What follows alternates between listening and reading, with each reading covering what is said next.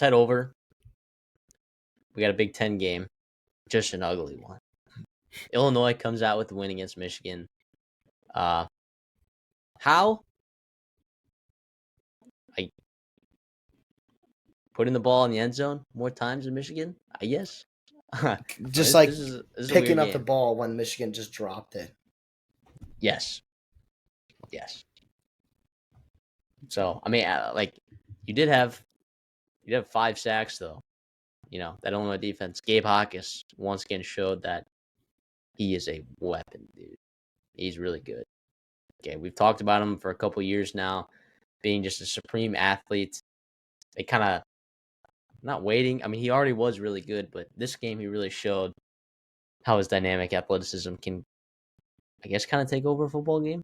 I mean, he was really exceptional in this football game. Luke Altmaier wasn't, and I thought Luke Altmaier would be really good in this game. He didn't have Caden Fegan.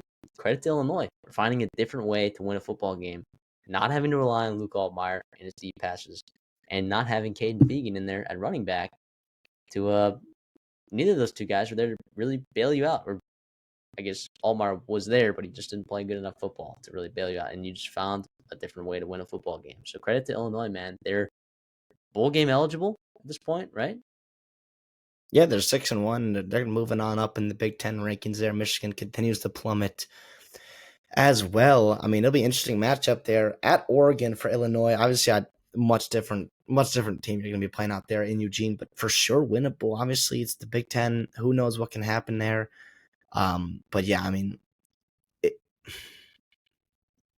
Michigan had like 37 dropbacks, like way too many dropbacks for that to be happening. I think almost 40 actually.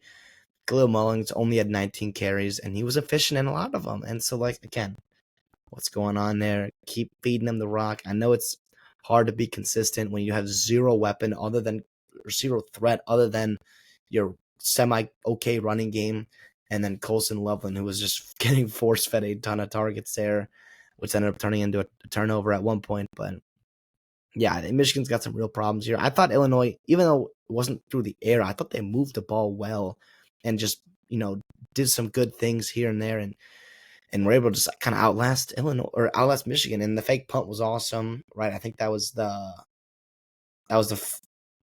first drive of the second half for Illinois. Obviously, that kind of put the game away. Once you go up 14 points in the second half against Michigan, you feel really good about the way the rest of the game can go, because there's zero threat there. I wonder what happens at quarterback there. I don't know if there is an answer. I think it's just going to be the reality of the season. It's just they're going to beat teams because their defense and that defensive line, but they're going to lose some teams that can block them somewhat and can just shut down anything they want to do offensively.